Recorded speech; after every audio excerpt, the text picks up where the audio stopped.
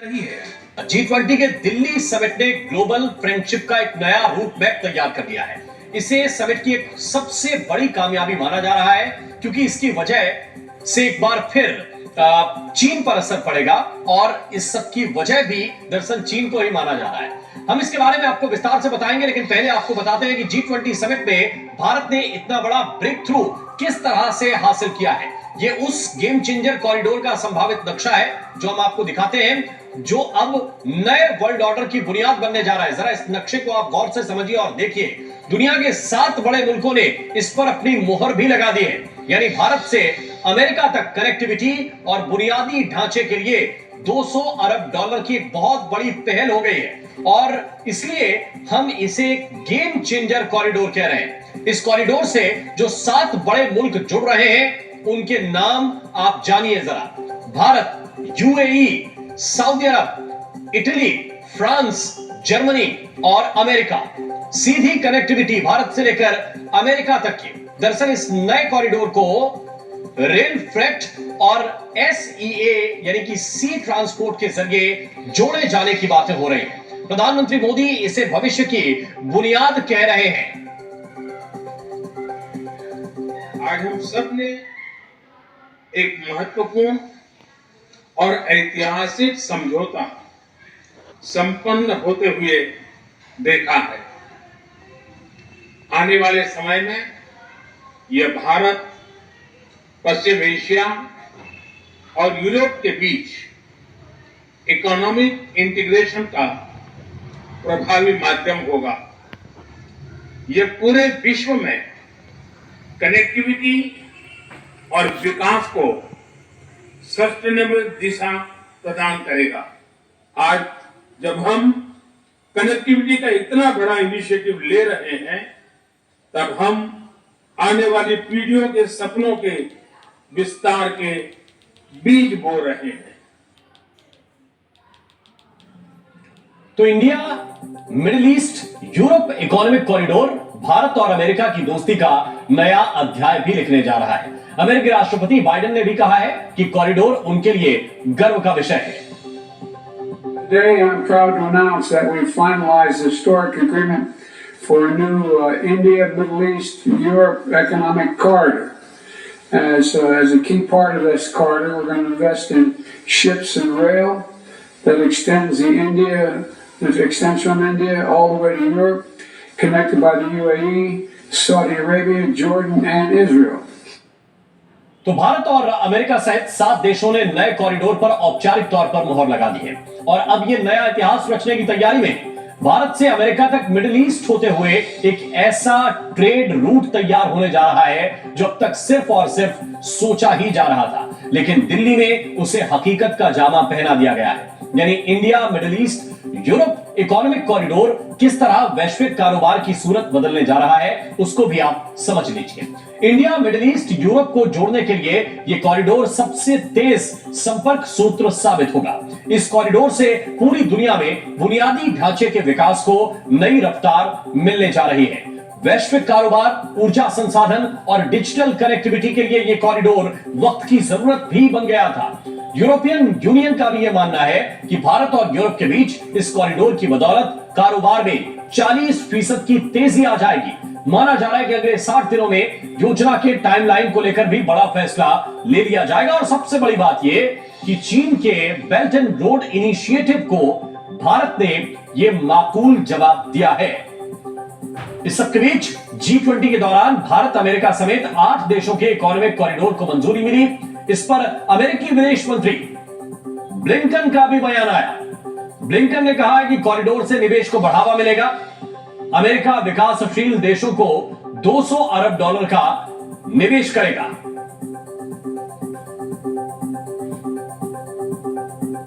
तो G20 summit में international level के बड़े प्रोजेक्ट्स के बारे में अभी ऐलान किया गया है। अमेरिका, भारत, सऊदी अरब और यूएई के साथ कई देश मिलकर आपसी कनेक्टिविटी को बेहतर करना चाहते हैं।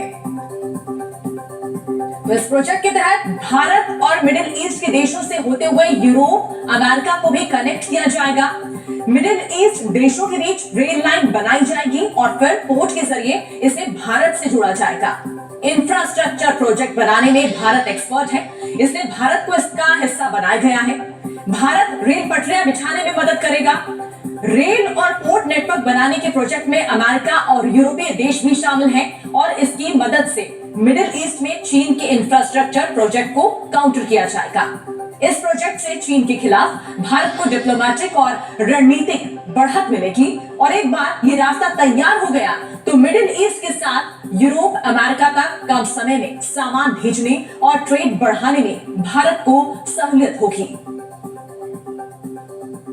आज हम सब ने एक महत्वपूर्ण और ऐतिहासिक समझौता संपन्न होते हुए देखा है। आने वाले समय में यह भारत, पश्चिम एशिया और यूरोप के बीच इकोनॉमिक इंटीग्रेशन का प्रभावी माध्यम होगा। यह पूरे विश्व में कनेक्टिविटी और विकास को सस्टेनेबल दिशा प्रदान करेगा। आज जब हम कनेक्टिविटी का इतना बड़ा इनिशिएटिव ले रहे हैं, तब हम आने वाली पीढ़ियों के सपनों के विस्तार के बीज बो रहे हैं। और इस वक्त की बड़ी खबर आ रही है। फ्रांस के राष्ट्रपति मैक्रों का बयान सामने आया है। कॉरिडोर के लिए निवेश को तैयार, ये उनकी तरफ से स्टेटमेंट जारी किया गया। हम इसे जल्द पूरा करना चाहते हैं, कॉरिडोर से नए अवसर पैदा होंगे। तो कॉरिडोर को लेकर फ्रांस के राष्ट्रपति ने ये बयान जारी किया है और उन्होंने साफ कहा है कि हम तैयार हैं निवेश के लिए, कॉरिडोर के लिए निवेश को तैयार, हम इसे जल्द पूरा करना चाहते हैं, कॉरिडोर से नए अवसर पैदा होंगे। We have hydrogen being part of this project, and we channel all the possible common developments. I think as well our intention is to have a fair process. I'm offering a lot of opportunities to manufacture in the different countries and to cooperate very actively on building these goals, building the innovation going with it, and innovating together. We have hydrogen. और ज्यादा जानकारी के लिए हमारे साथ G20 summit से संवाददाता विशाल पांडे जुड़ चुके हैं। विशाल, कॉरिडोर को लेकर जिस तरह से देखिए बात यहाँ पर बनती हुई नजर आ रही है, यहाँ तक कि फ्रांस के राष्ट्रपति ने भी कह दिया कि हम निवेश के लिए तैयार हैं। जी बिल्कुल, देखिए क्योंकि एक ये बड़ी उपलब्धि मानी जा रही है जब G20 के साइडलाइन में एक ये बड़ी घोषणा हुई है कि भारत को यूरोप के साथ जोड़ा जाएगा मिडिल ईस्ट के माध्यम से, और ये कनेक्टिविटी कॉरिडोर इसको नाम दिया गया है। एक ये बहुत बड़ा प्रोजेक्ट होगा। अगर जो हमें जानकारी मिल रही है, रेल और शिपिंग इसके माध्यम से, यानी बंदरगाह के माध्यम से और रेल कनेक्टिविटी के माध्यम से इस पूरे क्षेत्र को जोड़ने का ये प्लान है। न सिर्फ रेल कनेक्टिविटी, शिपिंग कनेक्टिविटी, इसके अलावा कई और जैसे डिजिटल कनेक्टिविटी की बात की जाए इन देशों के बीच में, उसको लेकर भी यहाँ पर ये ऐलान किया गया है। अब इसका फ्रेमवर्क क्या होगा, किस तरह से इस पर काम होगा, जैसा कि आपने बताया कि फ्रांस के राष्ट्रपति ने निवेश की भी घोषणा कर दी है। वो ये चाहते हैं कि ये प्रोजेक्ट जल्द पूरा हो, लेकिन इन सब के बीच में इसका रणनीतिक पहलू क्या है ये समझना भी बेहद जरूरी है, क्योंकि चीन जिस तरह से खाड़ी के देशों में काफी रुचि ले रहा है पिछले कई दिनों से, चीन ने सऊदी अरब और ईरान के बीच में समझौता कराने का पूरा प्रयास किया। ईरान और सऊदी अरब के बीच में चीन खुद बैठकर उन दोनों के देशों के बीच में बातचीत करा रहा है। ऐसी स्थिति में खाड़ी देशों में जिस तरह से चीन की दिलचस्पी बढ़ी है, कहीं ना कहीं उसके काउंटर में भी इस प्रोजेक्ट को देखा जा सकता है कि जो पश्चिमी देश हैं, जो यूरोप के देश हैं, अमेरिका है और साथ ही मिडिल ईस्ट। आप देखिए प्रधानमंत्री नरेंद्र मोदी के दाहिनी तरफ सऊदी अरब के क्राउन प्रिंस बैठे हुए थे, बाईं तरफ अमेरिका के राष्ट्रपति जो बाइडेन बैठे हुए थे। आगे भी अपडेट लेते रहेंगे, आप बनी रहिए हमारे साथ। और इस बीच हम आपको बता दें कि प्रधानमंत्री नरेंद्र मोदी ने दुनिया में बढ़ते विश्वास के संकट को लेकर भी देखो ब्रेक लगाने का आह्वान करते हुए एक दूसरे के प्रति विश्वास पैदा हो ऐसा मंत्र दिया है। तो पीएम मोदी ने दुनिया को संदेश दिया है कि अब वक्त आ गया है जब आने वाली पीढ़ी के लिए महाशक्तियां एकजुट हो। तो G20 में भारत की कूटनीतिक जीत की चर्चा चारों ओर हो रही है, लेकिन इसने चीन को बेचैन कर दिया है और इसकी एक बड़ी वजह India middle east Europe corridor है, जिसमें नीतिगत तौर पर अमेरिका भी शामिल है। प्रधानमंत्री मोदी ने शिखर सम्मेलन के पहले ही दिन यानी शनिवार को इस नए कॉरिडोर पर 7 देश और यूरोपियन यूनियन की सहमति का ऐलान किया था, लेकिन चीन ने इसे अपने बेल्ट रोड इनिशिएटिव के लिए चुनौती के तौर पर लिया है उसके मुखपत्र ग्लोबल टाइम्स ने सीधे अमेरिका पर हमला बोला है।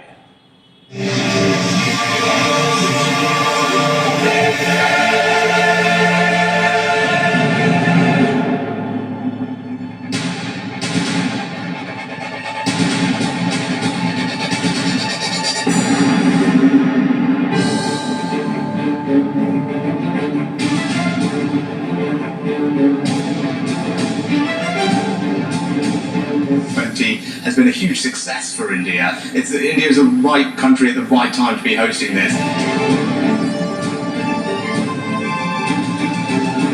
取り組みについて発信をいたしました。今回、議長国インドのリーダーシップのもと、that Brazil will take the chair of the G20 and we will make a tremendous endeavor to manage to at least try to do something as the same that our brother sisters from India did. Thank you very much.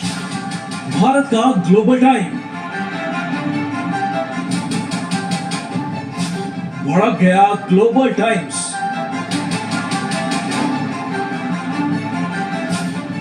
Bharat की corridor कूटनीति, चीन को तो चुभ गई।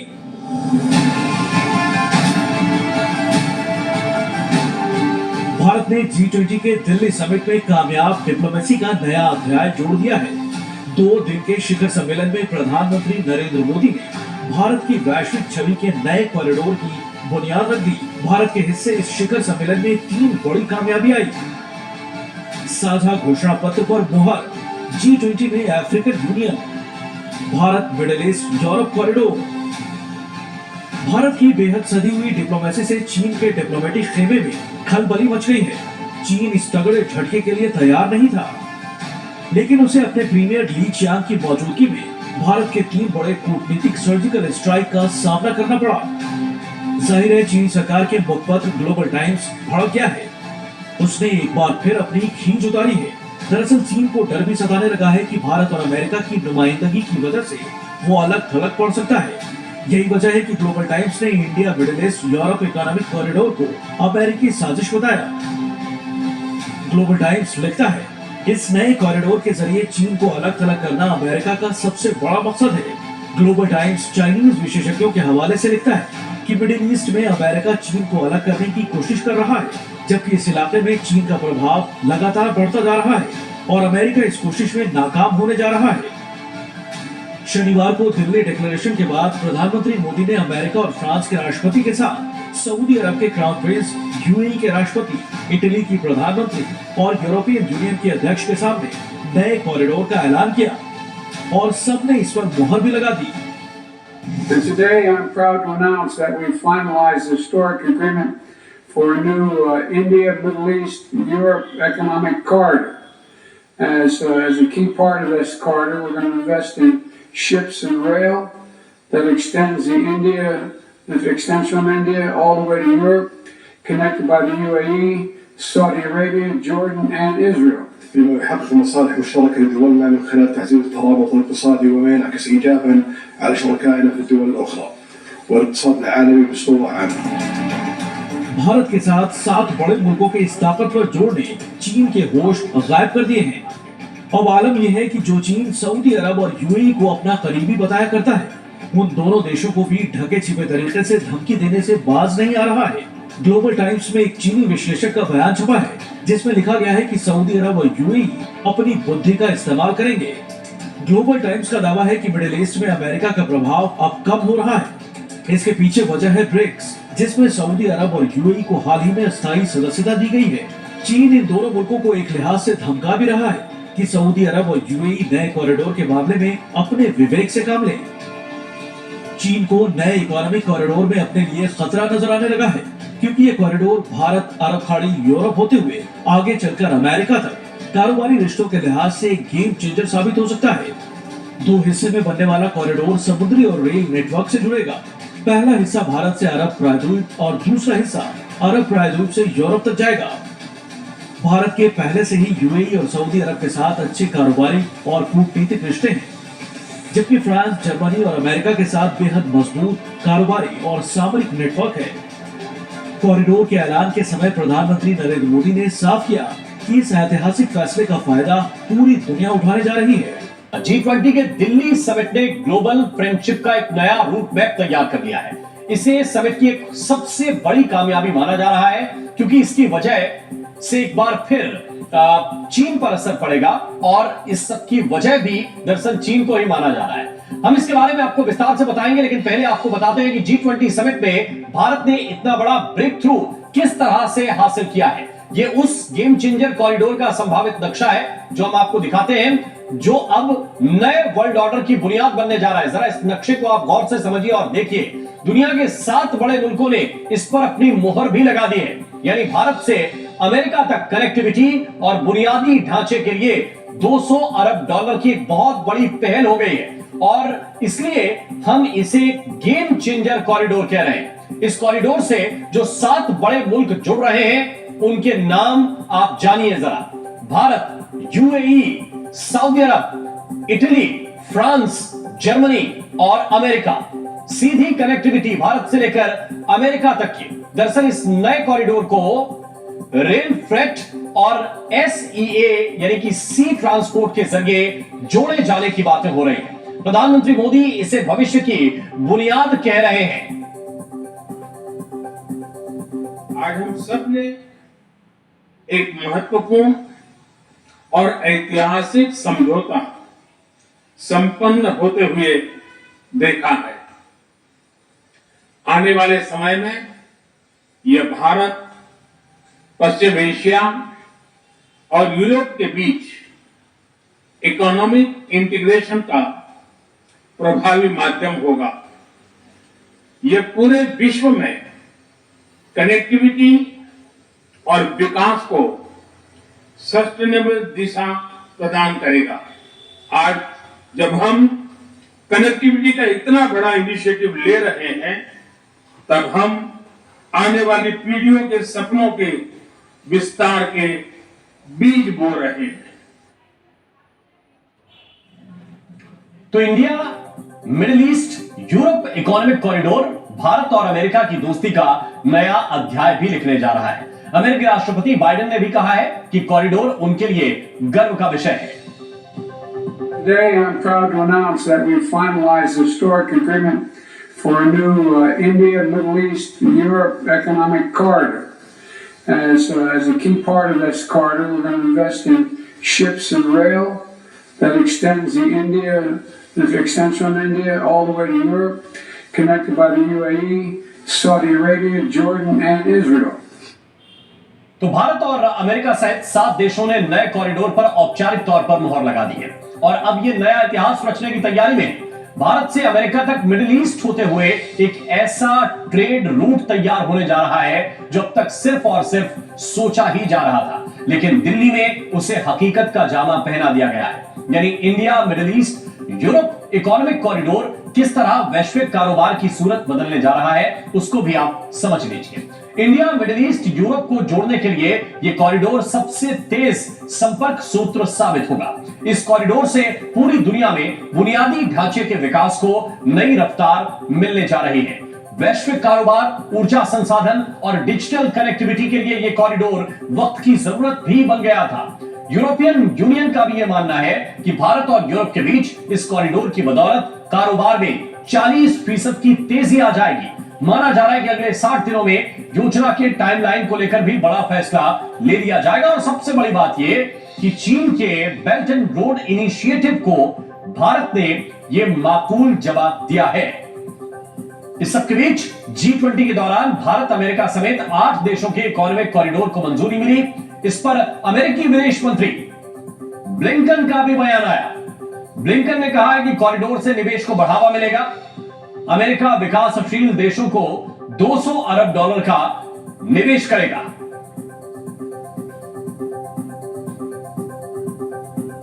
तो G20 summit में international level के बड़े प्रोजेक्ट्स के बारे में अभी ऐलान किया गया है। अमेरिका, भारत, सऊदी अरब और यूएई के साथ कई देश मिलकर आपसी कनेक्टिविटी को बेहतर करना चाहते हैं।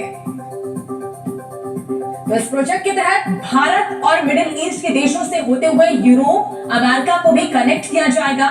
मिडिल ईस्ट देशों के बीच रेल लाइन बनाई जाएगी और फिर पोर्ट के जरिए इसे भारत से जोड़ा जाएगा।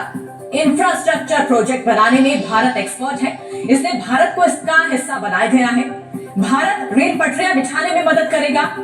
रेल और पोर्ट नेटवर्क बनाने के प्रोजेक्ट में अमेरिका और यूरोपीय देश भी शामिल हैं और इसकी मदद से मिडिल ईस्ट में चीन के इंफ्रास्ट्रक्चर प्रोजेक्ट को काउंटर किया जाएगा। इस प्रोजेक्ट से चीन के खिलाफ भारत को डिप्लोमेटिक और रणनीतिक बढ़त मिलेगी और एक बार ये रास्ता तैयार हो गया तो मिडिल ईस्ट के साथ यूरोप, अमेरिका तक कम समय में सामान भेजने और ट्रेड बढ़ाने में भारत को सहूलियत होगी। आज हम सब ने एक महत्वपूर्ण और ऐतिहासिक समझौता संपन्न होते हुए देखा है। आने वाले समय में यह भारत, पश्चिम एशिया और यूरोप के बीच इकोनॉमिक इंटीग्रेशन का प्रभावी माध्यम होगा। यह पूरे विश्व में कनेक्टिविटी और विकास को सस्टेनेबल दिशा प्रदान करेगा। आज जब हम कनेक्टिविटी का इतना बड़ा इनिशिएटिव ले रहे हैं, तब हम आने वाली पीढ़ियों के सपनों के विस्तार के बीज बो रहे हैं।